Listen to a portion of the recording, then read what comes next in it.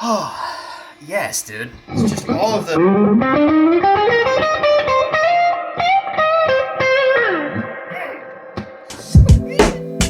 Well, I told you guys last video, and I hinted a little bit on Instagram, which you guys should follow me on Instagram, that we are going to have some fun with the Supra. We are turning it up as far as she can go. Thanks to Deatschwerks. Ooh, we're gonna have a fun experience today. They gave us, well, I'll show you guys when we get there. It's gonna be fun. Yes, sir.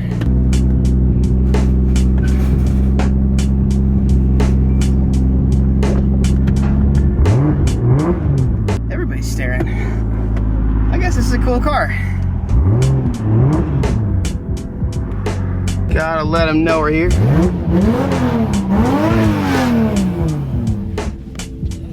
What's up, bro? All right, so we're gonna do a little drive. We did, this car did have some stalling issues. We changed the exhaust, and then it had some fueling issues, so. Don't know if the FPR was, something was going on with that. So.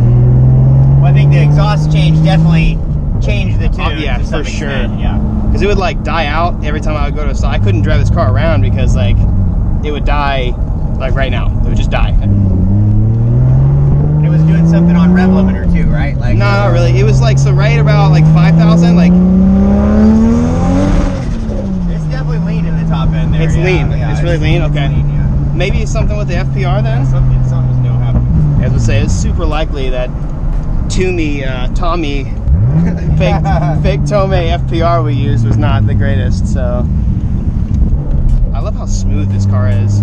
These tires too are like ridiculously grippy. So as you guys know, we have an eBay turbo kit on here that we custom fabbed, and it's been working pretty well. But now it's time to max this baby out. Last time we were here, we ran into basically the main limitation being the stock injectors, and that is where Deatschwerks comes in. Go ahead and place them on the snack table. We have got what should be a factory replacement on a stock NA Supra fuel rail. The NA Supras are actually a top feed rail, and the GTEs are a side feed. And so these should slide right in to the stock rail. These are 1000 cc. They're going to be good for a lot more horsepower than the clutch is going to handle for sure. A lot of people have done in the past the NAT setup. It's a really good setup, and to be honest, if I had thought about it a little more, I probably might have just kept the NA and done a better turbo and intake manifold and stuff. But we're gonna have a little bit of fun with this and see what we can get out of this. Obviously, our big limitation is gonna be stock clutch. We're still on the stock clutch, and I'm not gonna upgrade this W58's clutch because I'm probably gonna do a CD09 or a T56 whenever all of this is said and done. So we've got our injector clips, and then we've got 6 injectors. So big thanks to Deatschwerks for sending this stuff out. Make sure you guys hit them up for all your fill needs. Now, the greatest part is none of this is super easy because of this ugly, disgusting plenum that they did in the mid-90s. So I've got to take all of that off completely so that I can access the fuel rail that's right here. So, okay, now, gotta unplug these babies, and we should be ready to go. Here's my stock stinky boy that flows about, I think, max 330 something cc at best, with an FPR forcing it to spit out more. I'm gonna go ahead and lubricate up the new Deatschwerks stuff and replace them. Bye bye stock stinky boys. You know, something I've learned in life is sometimes it's just best to suck it up and use a little bit of lube. Doesn't hurt. See, now you're just gonna have a good time. These are the these are the Lord's clips. Did you not tell them they were the Lord's clips? Nice. What torque number do you think the stock clutch is gonna give up on us at? I don't know. What would you appraise? Like, it seems like the clutch is working good right now. I think we'd be like 320, 330 like that, torque. yeah. I would think. So what power number do you think we'd be at if we were at like 400 torque? 450? I think mid 400, yeah, then we'll probably experience some slip, but you know, maybe, keep pushing maybe past it then. I don't know. I really think that this humongous eBay boy, now I want you guys to know, I'm not expecting too much out of this thing. I would hate for this thing to do something naughty. I think this thing, assuming that it works well, could probably reach up to 600. I don't know, guys, I'm really on the fence right now. I know I have a really nice 2JZ at home, like the GTE, VVTi, but I've seen some really cool NAT stuff, and I almost want to save that motor for something else someday, or just save it for down the line in case something happens. But like, I almost want to keep committing to maybe a built NAT and like nice valve covers, better manifold, better intake manifold, and that sort of thing. I think that'd be really cool.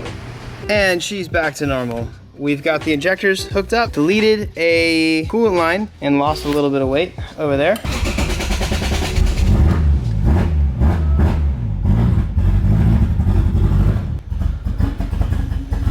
Yeah! Sounds like a motorcycle, baby! Tomorrow for sure. Alright, so she runs well now. Nothing was wrong with the injectors or anything. When I was taking apart the plenum, one of the little coolant lines spewed a little bit of coolant, and I think it just got into one of the spark plugs. So it wasn't wanting to run right. But now, we can take it for a spin. Everything's installed. Hell yeah.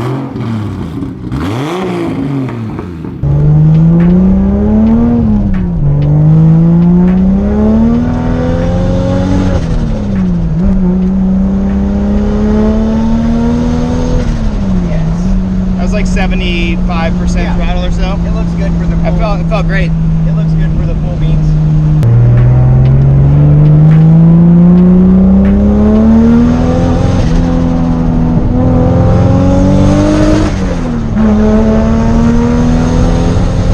Just a little rich breakup. Sure.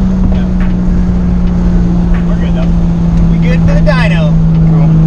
We got a nice like smooth power band out of this too. Even though we're probably not. It probably won't be so smooth when it's at 30 PS. And just know, if anything happens to this turbo, I got a nice one sitting at home just for us. Okay. Fear not. If this turbo fails on the dyno, then I'm gonna ban you. Never buying an eBay turbo again. eBay turbos, flat out. Okay.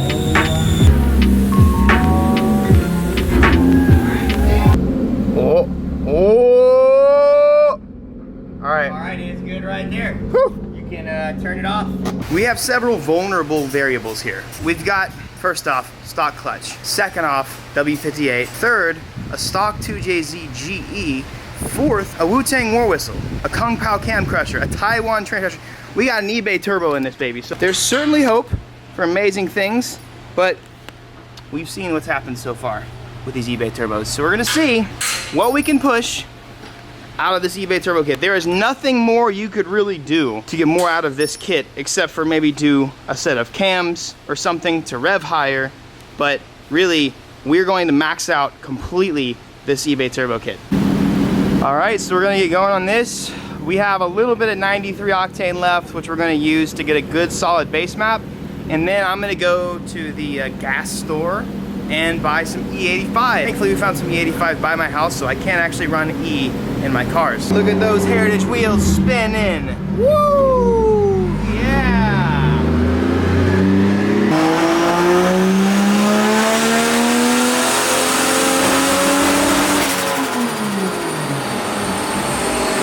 We finished up 93 and it's making like 3 something with almost 350 torque. Since we have E, we're gonna go ahead and use it.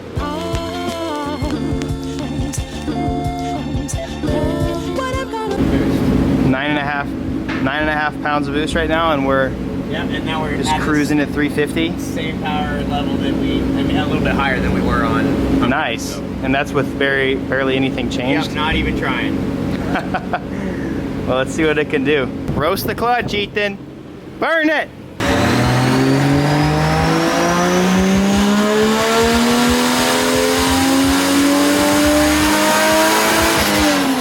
More boosties. Like, it's making a lot of torque really early, which is great, but like, I kind of don't want it to make so much torque so early just because this trans is a little bit poopy. Either way, it's looking good, and this should start smoothing out once we actually start adding a little more boost. Another weird variable about this though is this wastegate that came with the kit is absolutely terrible, and the gate is like 7 PSI. So we're kind of at the mercy of how high the boost controller can actually end up going. Boost controllers essentially create a leak, basically manipulating the wastegate and not thinking that it's actually at 7 PSI of boost yet. So if you have a boost controller, let's say you want to get to 20 PSI on a 7 PSI gate, I'm going to just say for simplicity, you're leaking 13 PSI out of the boost controller, and then once the wastegate gets 7 PSI of pressure, then it opens. So hopefully we can end up making a pretty decent amount. As long as this boost controller works and works well, it should be good. Also, Ryan got a new Miata, a little envious. It's a nice looking NB, kind of want to rip it.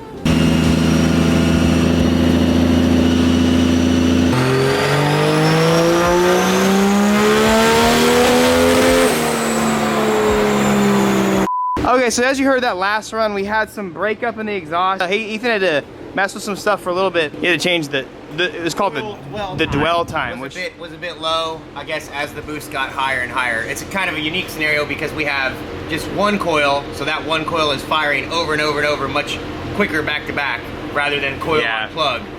So you got to be, you know. So you can't really do any longer than this, though. I could go a little bit longer than it currently is set out. That seemed to fix it. We might have to go longer still, but yeah. And then the other fix could potentially be just a different coil altogether. Well, we got good numbers so far. I think I might have heard a little bit of clutch slip. I don't know. Woo! Look at that. Like that freaking Hiroshima hairdryer is zooming. Yeah, I'm pretty sure I heard like the slightest little bit. Yeah, push slip. Well, let's just keep going, and I might be able to like back some timing out of it too right now, like especially on the ramp end. Let's reduce that crazy torque ramp that we got, and let's see if we can let it live a bit longer. You know, maybe. Nah. No, roast it. Sure. It's your choice.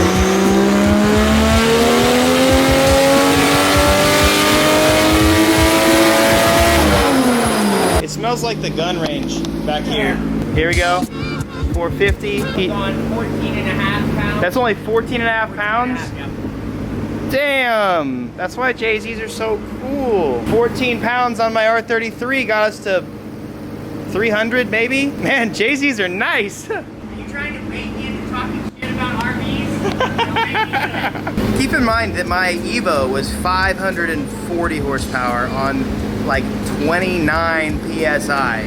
I love 2JZs. More boost. Yeah. There you go. That's a good one. I don't even think we're gonna hit a boost level today that's going to be significant enough for the turbo to even go choo choo choo choo choo. Like, it's just, this is nice. If there's a motor to do an eBay kit on, it's probably a JZ, because you don't need a lot of boost to make a great amount of horsepower.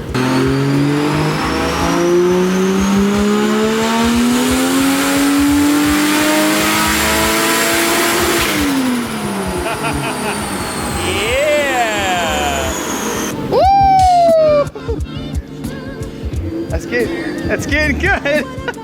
He's gonna do a little bit of the magic stuff in the computer, and basically he's gonna take some timing out at a certain point so that we lose a little bit of torque just to save the clutch, but we end up making more power. Like, clutch is showing no sign of any problem with what's going on. Feeling good right now? I'm feeling good. Okay, that's awesome. I'm excited to go drive it on the street here. Oh yeah. Come on, ching chang spinny thing. Oh, it's good, dude.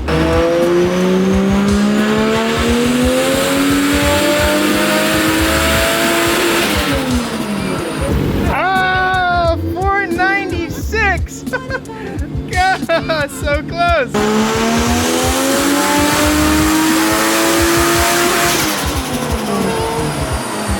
God. Hey! Somebody down 511! Woo! That's crazy, bro. If you guys don't know, technically, depending on the clutch that you have, the W58 can blow pretty easily around 450. That's if you're clutch kicking it, launching it, and that sort of deal. That is impressive, though. I'm stoked. How many more twists for 550? That was like 16.5 pounds, so... We could probably, what if we did like 2 big, good old twists, got like a good, bigger number, but then did 2 twists back down, and then... We can do that. Okay. You can talk me into that.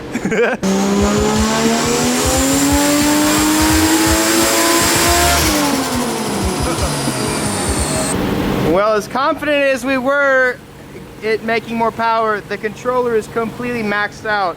And the only thing you can do from here just put a bigger wastegate spring in. And so, I mean, the fact that we are sitting at literally maximum boost eBay turbo kit and making 500 on a completely stock, that's pretty cool. I think we should just take it for a drive and have fun. Right, I like this that. This is a fun, great power. Nice.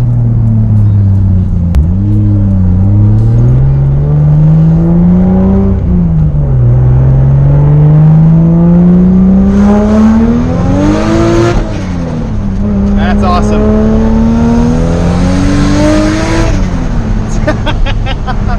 That's amazing. It's great, dude. I'm actually impressed with how the tires are hooking. It has a little bit of fight to it, but It's doing that spin, butt accelerate Yeah. kind of feeling that I like and enjoy. man, this is the first fast, grippy rear-wheel drive car I've had. Yeah. And so it's not like I'm not spinning in third gear the whole time. And this car is definitely, I actually think this car is faster than my SC was. So we turned it down to like 480 or something. Oh, I go to third, baby. Dude. That's awesome. Feels good. That feels so nice. It just blows my mind that I can have that feeling with a GE 2JZ and a turbo kit that I'm pretty sure costs 700 bucks. Granted, we have like all the expensive stuff in the right places, but like, That's man, what counts. You gotta have the good fueling stuff. You gotta have the good computer to run it all. As long as you have a good computer and good fuel, I can make good Yeah. stuff happen. Well, I guess turbo has proven to be a critical.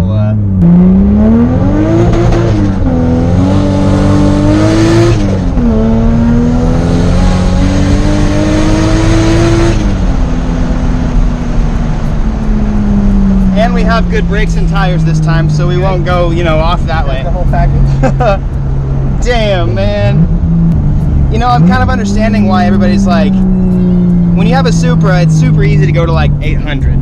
But like, you want to keep it like 600 for the streets. And I'm getting that because, man, unless I get like 305s or something, It's a struggle. it's not going to happen. A lot of people in the entire car world like are stuck on like getting way more power than what they actually need because they think that, you know, they heard, oh, this guy did It's a flex. 800, 900, 1200. Nowadays we're like 2000 and stuff, and I mean, it's wild to me. Yeah.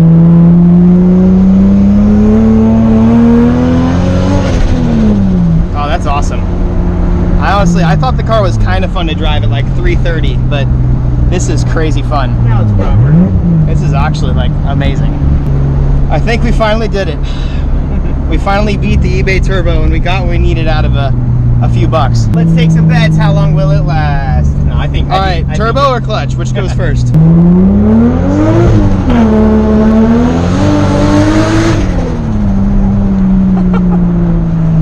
It does do that spin but accelerate. I love that feeling. I'm doing a lot of throttle control Pedaling, there. yeah. Yeah, it's like, You're doing it well.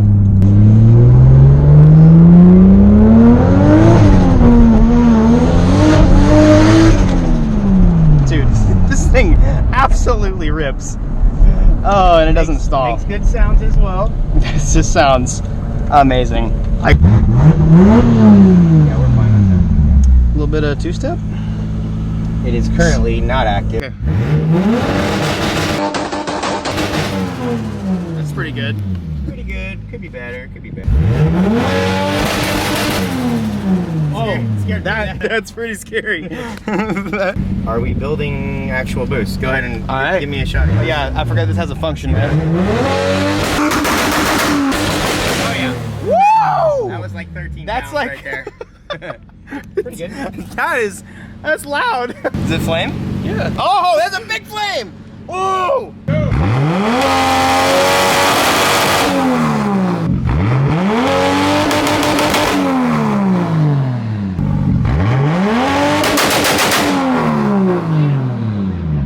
Ow, mother.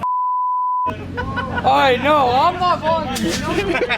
That one got me good. The loud, dude, like that was That was so loud. Left ear has hearing loss now. That was. Oh my god! Oh, that was in like 20 frames. Okay, but also disclaimer: what we're doing is bad. Yes, this is bad. Guys, we finally beat the eBay Turbo. We did it. We tamed it. I'm just gonna say, if there is an engine to do this on, it's probably the 2JZ, because this motor can make so much power with such little amounts of boost that you're not exhausting the turbo. That's, I gotta tighten that up a little bit. So I'm just gonna be inside now because it's very hot. But it's cool because the Supra, even though it's not my, like, in terms of horsepower, it's not my fastest car. The Evo had more horsepower. The GTR has more horsepower, but the Supra feels the fastest. I think the big part about it is the 3-liter engine, but the torque you get from it. Like on the Evo, yeah, I made 540, but I also made like 310 wheel torque. And I didn't make 540 horsepower until like 7,000 RPMs. 510 rear wheel horsepower feels so much better than 540 all wheel horsepower. Like my R35 is like 650 or 670 on that dyno, which is 700 easily in California or whatever, or on a dyno jet. But that horsepower, it's fun and it's way, like the car is faster, but like the experience of a bigger turbo mixed with rear wheel drive is just, it's probably some of the coolest. It's probably one of the coolest things ever. I'm excited to drive the car, and it's gonna be fun until we decide to do, I mean, honestly, like, that almost makes me wanna just keep that motor in the car, build it a little bit, and see what we can do with an NAT. I don't know, we'll have to figure that out, but it's fun as it is right now, and I'll enjoy it as it is right now. To end this video, usually I have like really good advice for you guys, and then I lose it, but then something else comes into the bank. Comparison is the thief of joy. Comparison is the thief of joy. Don't look at others in your life and make sure that you're focusing on yourself. If you're anything, compare yourself to yourself. Like if I look back to me 10 years ago or 5 years ago, I now have pretty much everything I've ever wanted. That's kind of like demotivating a little bit. Think about that. It's like, well, what else could I get? But like, man, if I look at other people, I'd be like, okay, well, they have this, they have that, they have more money, they have more cars, they have more land, they have more, whatever. You can always compare yourself. Even the richest can always compare themselves to somebody richer. Somebody out there is always doing better than you. But the point is, are you doing better than you? Are you doing better than you would have thought you would have done? So make sure you're not comparing yourselves to others, but instead look at where you've been. I love you guys, and I'll see you soon. Deuce. Hey, I got 2 videos for you to watch, and you need to subscribe. The little left button is so you can sub, and those 2 other right squares are for you to enjoy. Those are some great videos, and you need to watch them right now.